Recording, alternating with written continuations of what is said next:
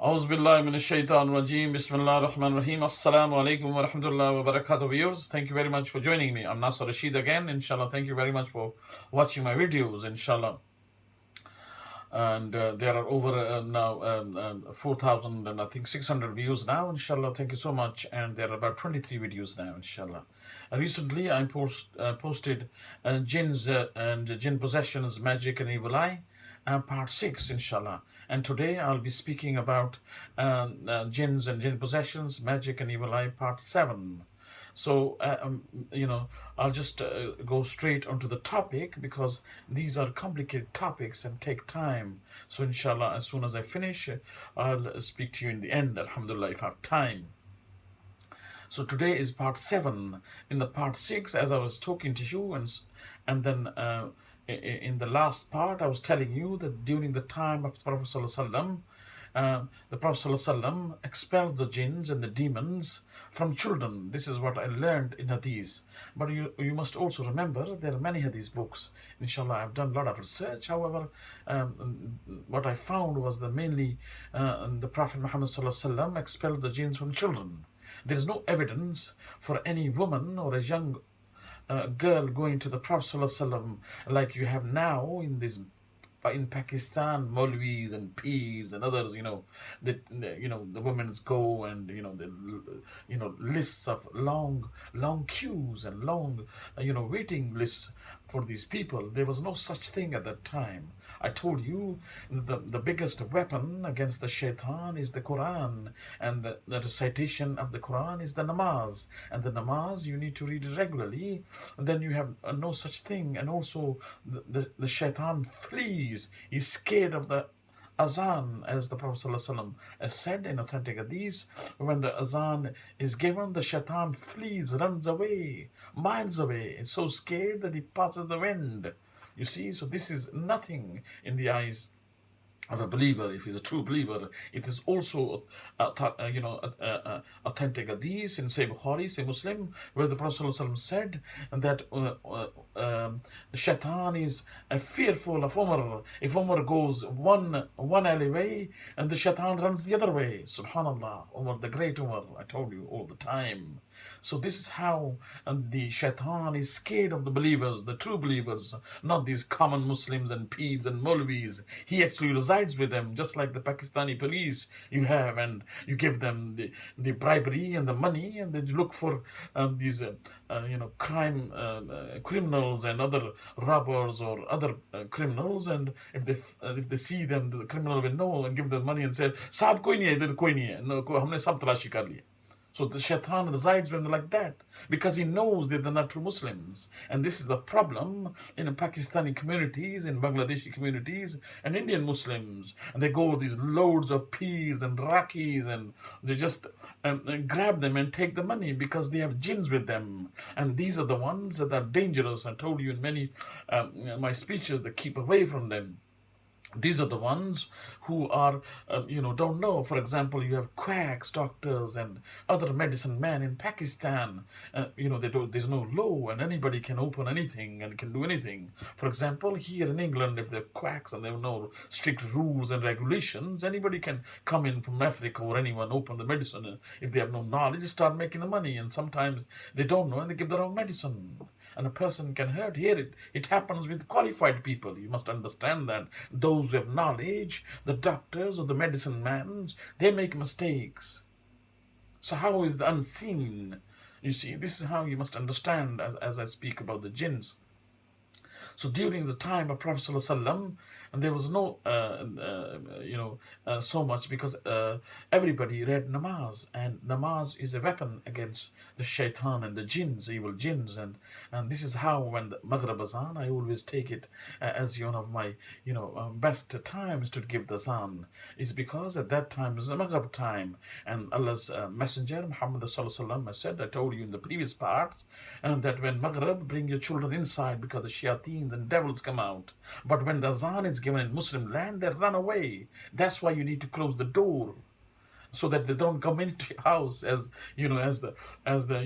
you have some sort of when you have a gun or something, the crows run away. or other things when you're scared of anything and you find shelter. This is how the shaitan runs when the azan is given, and I give it loudly. The people in the mosque think that I like the speaker. No, they have no knowledge. I do it loudly so the shaitan runs away, because when the people in the mosque do it, these elderly people, don't have, they're retired now, and they do it as a job. When you come for a job, you don't have, your heart is not alive. You come for a job. So when I give it loudly, and the people are speaking. But when I do it, so start with loudly, Allahu Akbar, with the speaker, inshallah, say loudly, everybody quietens down, because the shaitan runs away. This is why. So in Pakistan, there are issues, but not as many as here, because there's no azans. You see, this is why the azan is inside the mosque, and I give it loudly so that it goes outside as well. Alhamdulillah. If I have a mosque, I will have speakers outside, alhamdulillah. And I will not rest unless I have the speakers outside, alhamdulillah. These big Maulvis and big mosques, bigger ones you can see, they have these, the phone antennas, like the networks antennas on their mosques, to earn money, or billboards. You see, these are doomed. I tell you, don't go there. Just read the namaz for the sake of Allah subhanahu wa ta'ala. You don't have to shake the hands with the Maulvi, or these lines. They have parades, for the army parades they have in the morning or in the Jummah times, and circles. These are just for nothing. This will not help you anyway. And the Arabs, sit in the mosque and do salam alaikum this and salam alaikum this. I mean, some people you don't like. How are you going to do salam to them?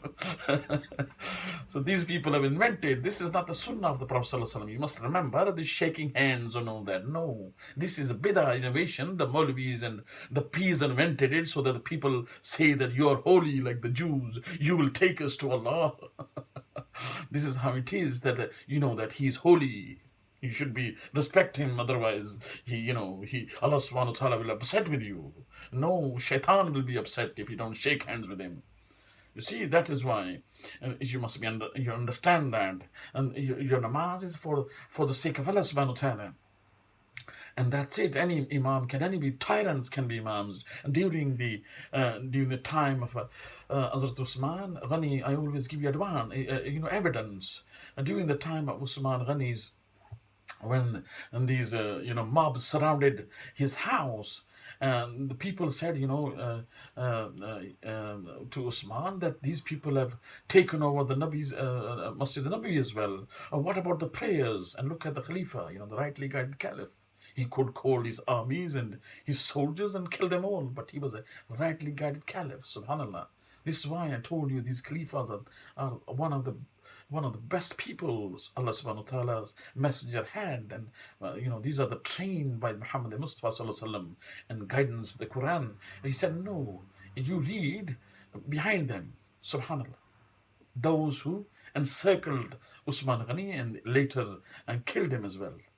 So namaz is for Allah subhanahu wa ta'ala. It's not for the Maulvi or whoever the ruler is. You see, namaz for Allah subhanahu wa ta'ala. And this shaking hands and doing a parade in the mosque, this is innovation. Actually, the Maulvi should be humble and going to people himself. This is what humbleness is. Yes, not standing there and, standing, people will, as like these politicians think too much of themselves. And, this is how arrogance, this is arrogance, you see. This is pleasing the Shaitan. Allah subhanahu wa ta'ala's messenger, subhanallah, he was a Rauf Rahim, he was among the companions all the time. Subhanallah, subhanallah. He would go anywhere. Subhanallah. But these people don't read. They don't know the knowledge of the life of the Prophet sallallahu alaihi wasallam. They just know the jo bhi hai, badkar hai, Rasool ki ummat se. No. This is the Prophet sallallahu alaihi wasallam, you see, is one of the best creations of Allah subhanahu wa ta'ala. I have no time to read anything. I told you I don't listen to any scholar, any Maulvi. What are they telling? I learned it when I was 11 years old. I listened to the Quran. I listened to the Qaris, the Arab Qaris. Arad Kurdi is one of the best. My friend told me which Qari, so I'm going to give you a few names. Arad al-Kurdi is an Iraqi Kurd. Beautiful Qari in the modern times. He's one of my favorite. Abu Bakr Shatri is another one. Then Wadi al-Jamani, you see. Saad Ghamdi, and many others. You see, what happens is that when I used to be in the 70s and 80s, I told you the Quranic love is from a young age. And I listen to the voices in the Quran really and touches your heart, inshallah. So at the 70s and early 80s, I used to listen to Qari Abdul Basit from Egypt. Obviously, he is the oldest good Qari of modern times. And then other Qaris have come up, and there was in the 2002 the Qari Sudriyas. He is good as well, but I used usually at that time when I went to Makkah and Medina in 2002 and 2003, what happened was that there were cassettes. There was no like CDs or the mobile phones and other YouTube. It did not come at that time, I think. And there was these cassette small. So I used to like the Qari, which was Qari Hussein, Imam Hussein at the Masjid al-Nabwi in 2002 and 2003. And I liked him, and I used to get his cassette and play it at home. MashaAllah, may Allah bless my wife's soul. She liked it very much, and we used to listen to it all the time. So these are the Qaris I listen, and I read about the Prophet ﷺ, inshallah. I don't have time for them. I don't listen to, I told you, we have TV, I don't watch it. No music, nothing in the house, alhamdulillah. For 30 years, you see, alhamdulillah, more than that. It's not that children don't watch it or don't like it. They can watch it, but I let them know that I'm coming. So as soon as they come, the TV is off. And not in that they know, they respect me. Alhamdulillah. They can watch, sports and all that. I enjoy with them sometimes. But I don't watch it. And my wife, alhamdulillah, no music in the house, alhamdulillah. We have TVs, but we just use it for news or something. Even I don't watch it now because it's internet. I normally watch anything. Or people tell me.